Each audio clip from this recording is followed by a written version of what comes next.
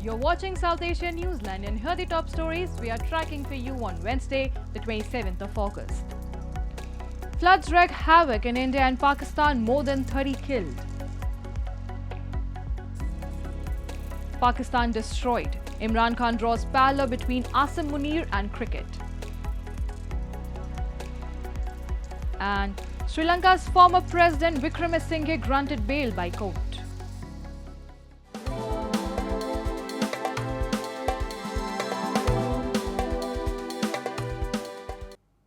And now for all the details.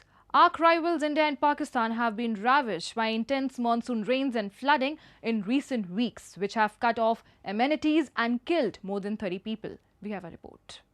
Heavy rain has caused flooding and landslides in parts of northern India, cutting off amenities and killing around 34 people, with more rain forecast for Wednesday.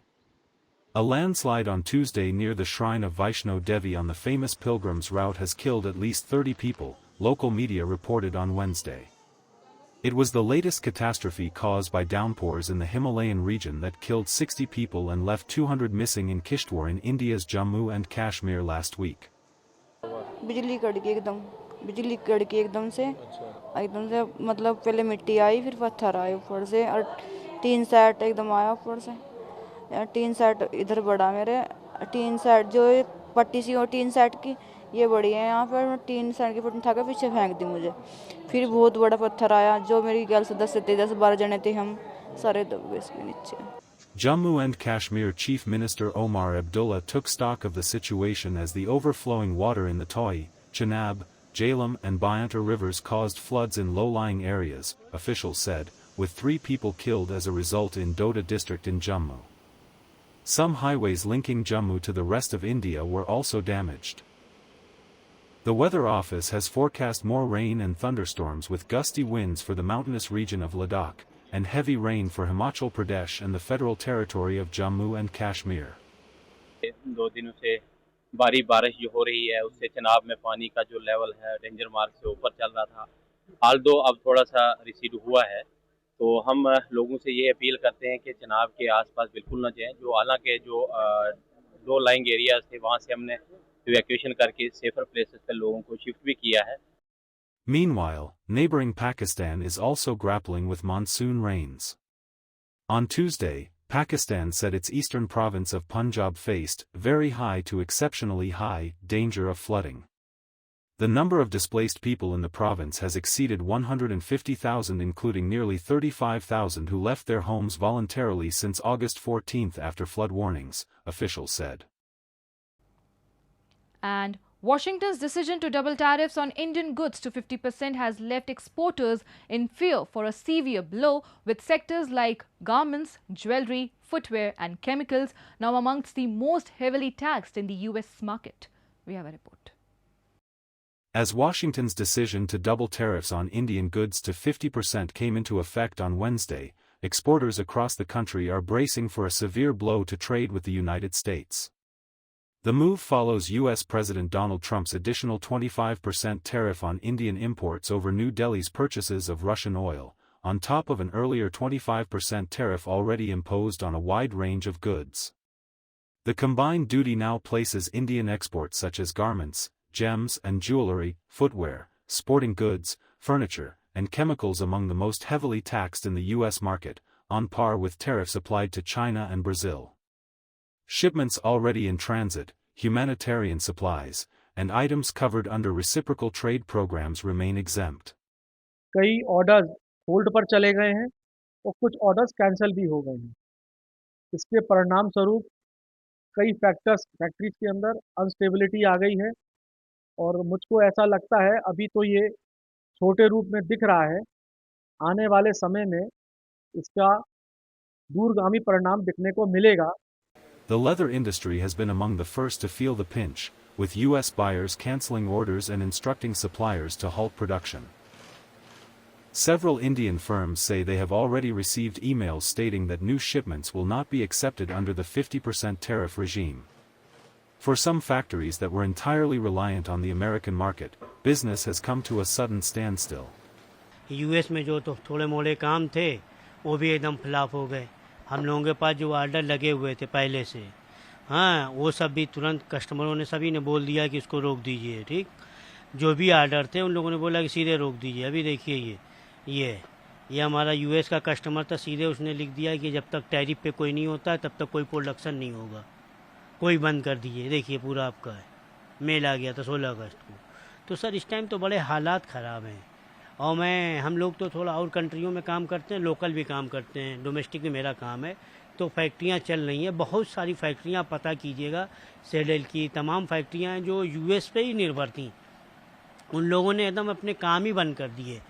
Exporters estimate the higher duties could impact nearly 55% of India's merchandise shipments to the US, handing an advantage to countries like China, Bangladesh, and Vietnam. Analysts have however predicted that the trade war could affect almost 1 percentage point off the country's growth this year and the next year. Moving on. Pakistan's imprisoned former Prime Minister Imran Khan has delivered a series of scathing attacks on the country's political, judicial and military establishment. After meeting him in Adaila jail, his sister Alima Khanum conveyed his messages. The former cricket star co-related Mohsin Naqvi, former Pakistan Cricket Board chairman and the country's chief of army staff, Field Marshal Asim Munir. In his message, Imran said, the way Mohsin Naqvi destroyed Pakistan's cricket, Asim Munir is destroying Pakistan. Imran Khan also claimed that he is defiant and facing what he described as severe hardships. Alima also described her brother's unwavering resolve by saying that he will not bow down even after solitary confinement. Imran Khan also made remarks regarding Pakistan's governance, calling the judicial institutions and media as compromised. Khan also accused the current administration of violating basic human rights. Imran Khan has been in jail since 2023 over charges ranging from terrorism to disclosure of official secrets. He denies any wrongdoing and terms the cases as politically motivated.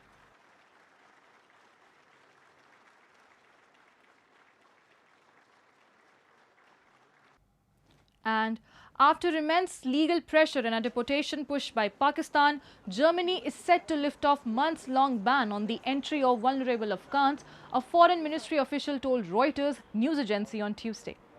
Germany had approved to relocate around 2,000 Afghans deemed at risk under Taliban rule and stranded in neighboring Pakistan for months after Berlin froze the scheme under a program amid a pledge to curb migration. This comes after several groups and affected Afghans filed lawsuits challenging the decision. Families with court rulings will be flying out of Pakistan soon, but the details have not been disclosed yet. The Interior Ministry said that Afghan nationals who were promised admission under earlier programs were undergoing individual case reviews.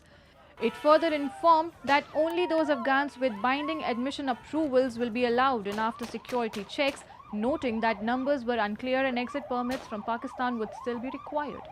The Interior Ministry had put the program on hold in the first place and was blocking its resumption.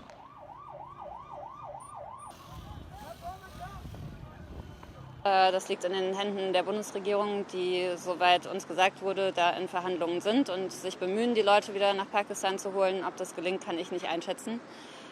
Ich hoffe es sehr. Die Leute sind sehr vulnerabel. Die sind ohne ihren Besitz, ohne ihre Pässe sogar nach Afghanistan abgeschoben worden. Und ja, also ich sehe da schon auch eine große Verantwortung der Bundesregierung, hier zu handeln. Und das kann ich nicht einfach so zusehen. Ich schlafe selber seit ungefähr 2 Wochen, 2 Stunden, dann stehe ich wieder auf, dann versuche alle möglichen Wege zu sehen und versuchen irgendeinen Weg zu finden, dass meine Familie ist für mich wichtig.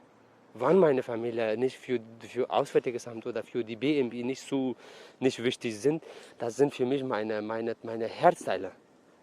Unsere Geschichte muss geglaubt werden, unsere Geschichte, wir kämpfen seit 4 Jahren auf alle Ebenen. Wir haben mit vorheriger Regierung And Sri Lanka's former president Ranil Wickremesinghe, arrested over allegations of misusing state funds while in office, was granted bail on Tuesday.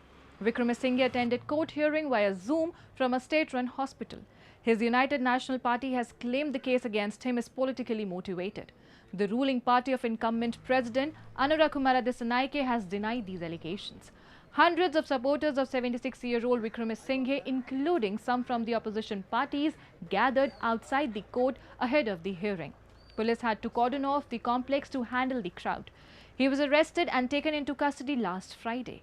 The investigators questioned him about a September 2023 visit to London, where he attended a ceremony at a British university with his wife while serving as president. Wickremesinghe has maintained that no state funds were used for his wife's travel.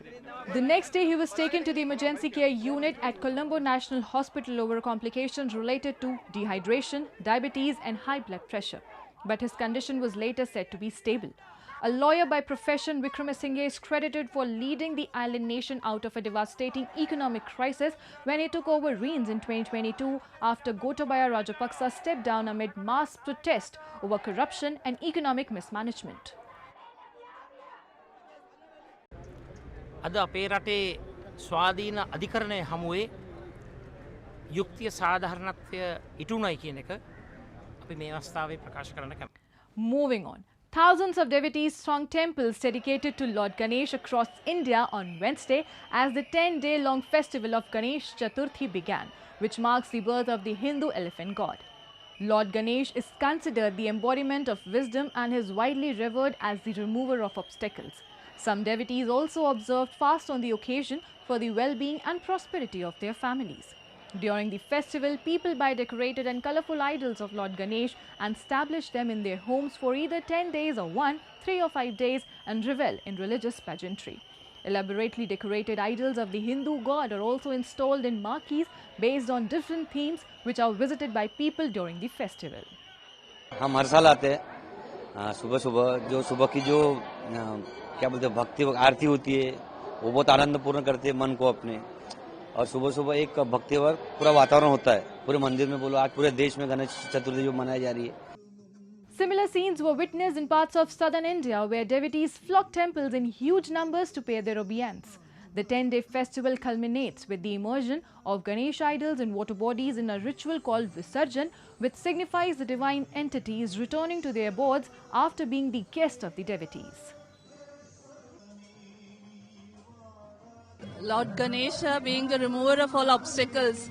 Ganesha is our favorite god, so we are in fact privileged to be here, and that too in this festive vibes, being here from morning till all the pujas are getting over. So it's actually a blessing and we are lucky to be a part of all this celebration. And that's all in tonight's edition. We will see you same time tomorrow. Till then, good night.